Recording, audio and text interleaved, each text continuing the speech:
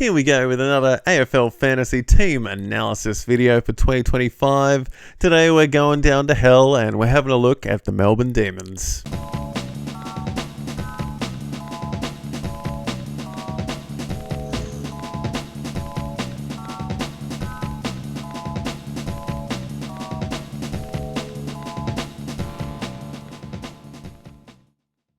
Starting off some beasts today, we've got the main beast at the Demons in the form of Max Gawn. Gawn is obviously the main ruckman for the Demons, and he might not be a top pick in classic teams this year for some reason, but he is still very, very relevant in drafts. A lot of people have forgotten already that Gawn is actually coming off his best season ever. And even with the inclusion of Tom Campbell coming into the side, people say there's question marks over whether he might eat up some of Gawn's playtime, but they said the same thing about Rowan Marshall, where Tom Campbell was before, and look how that went last year.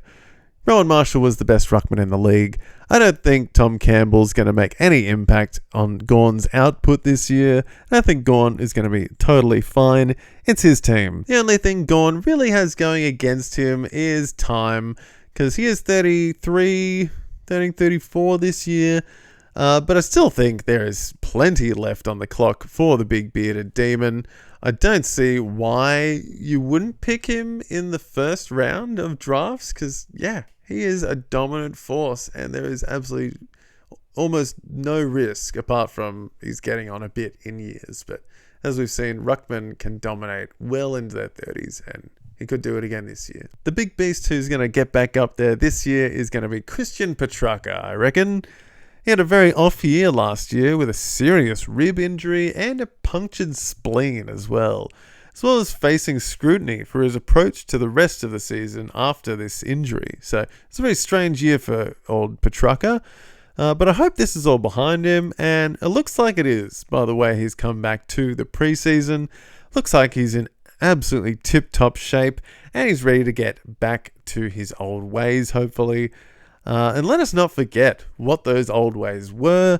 Between 2020 and 2023, Tracker's lowest average was 102.5, and he had a personal best season of 110.9 in 2021. Huge numbers. I reckon the track is back for 2025, and he is possibly even worth a round 2 or 3 selection in most drafts this year. So I would not be sleeping on Christian Petracca. Get in early or probably regret it.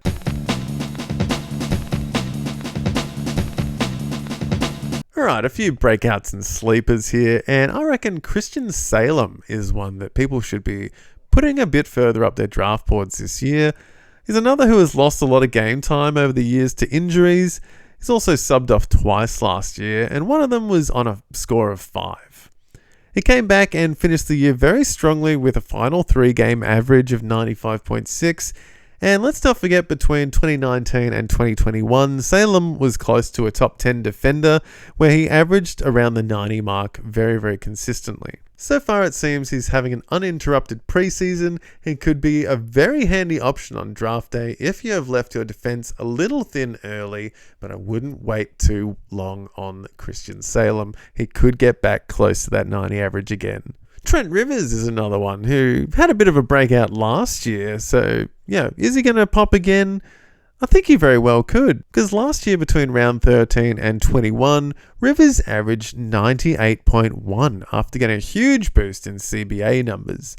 I think he is definitely capable of producing numbers if he is given that midfield role, but with defender status, I think he's definitely one to watch for the future and could really pop again at some stage. Another sneaky forward option I have at the end here is a man with a fantastic name in Colton Tholstrup. He's coming into his second year, and when forwards are a little bit thin, why not try a little bit of the Colt?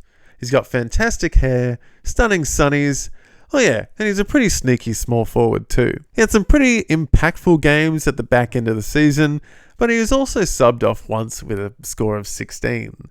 And I've seen a few clips of him play already this preseason, and he's looked very zippy and just a fun looking player to have a watch this year. So why not just take a chance on him, chuck him on the bench near the end of your drafts? He could be a sneaky option in the forward drought this year.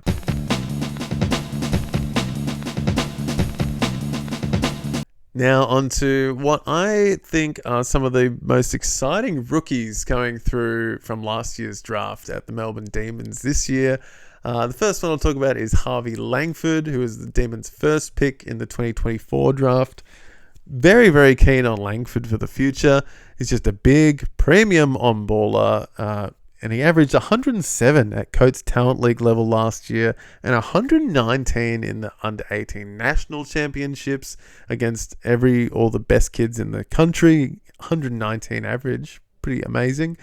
Interesting to see where he plays come round one. It could be in the forward line a bit, but the Demons midfield was a bit of a mess last year, so they could inject him into the guts early. See if he can pick up his speed a bit. But yeah, definitely one to look out for the future. And I've got him within my 100 midfielders for the year ahead. I reckon he'll get an average of 73. But potentially the more exciting rookie coming through, in my opinion, the more exciting rookie from a fantasy perspective is Xavier Lindsay. Lindsay is my third favourite rookie behind Jagger Smith and Levi Ashcroft from last year. I rate him incredibly highly. He averaged 88.6 at Coates Talent League level last year, but that included a couple of substitutions, so it's not entirely accurate to how influential he actually was. He's a sublime user of the ball with his left foot. He has a fantastic speed and agility in the midfield, on the inside and on the outside, and he's just a very, very smart footy brain. As well as this, the most exciting thing about Lindsay could be where he is deployed to start his career as a halfback flanker. Potentially kick-in taker as well, similar to a McKercher last year or a Nick Dacos the year before that. He started his bottom age footy as a defensive distributor of the ball, and it suited him very, very well. And with the Demons kick-in stocks, I'm not sure how they'll be looking in the future.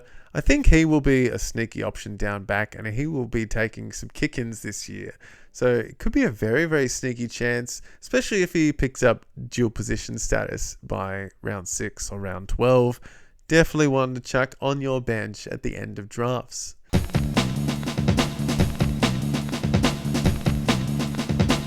And just a couple to beware coming into the season. Everyone's talking about him, and I reckon he will be a lot better this year, but just to keep aware on Clayton Oliver coming into 2025. Again, I'm expecting him to improve on last year. Surely he can regain some kind of form, but the doubts and speculations are still there. To be honest, they're still fresh, and I would exercise caution on draft day as to where you pick him up. Do you think he's going to be a 100 plus average midfielder again? Or is he worthy of something in round 7, 8, 9? Who knows? I'm going to lowball him coming into this year and not get too overexcited just yet. I think he'll get back up above a 90 average this year, and yeah, maybe just don't go too early is what I'd say on Clayton Oliver. And finally here, one last one to beware coming into this year, just because his name comes up every year, is Jack Billings. Even in a forward drought, I am pretty skeptical on Billings moving forward. He has broken many fantasy coaches' hearts over the years, but he's always in the conversation every year because he was a very high draft pick in the same year as Bontempelli. He was picked before Bontempelli, we can't forget. And I'm just stumping him out of my mind this year, to be honest. He's got the DPP mid-forward, but I just reckon there's better options to pick. So much speculation on him, so much risk. Find someone else in the forward drought. Let someone else take Jack Billings this year. And there you have a few Demons to think about this year coming into the AFL Fantasy season. Hope I've given you a little bit of insight on some Demons players to pick up in your drafts. And if you liked this video at all or found any insight at all, please consider liking and subscribing. And yeah, tune in for my next one. We're going to get into the North Melbourne Kangaroos next, and that is a big video. Stay tuned for that. Cheers.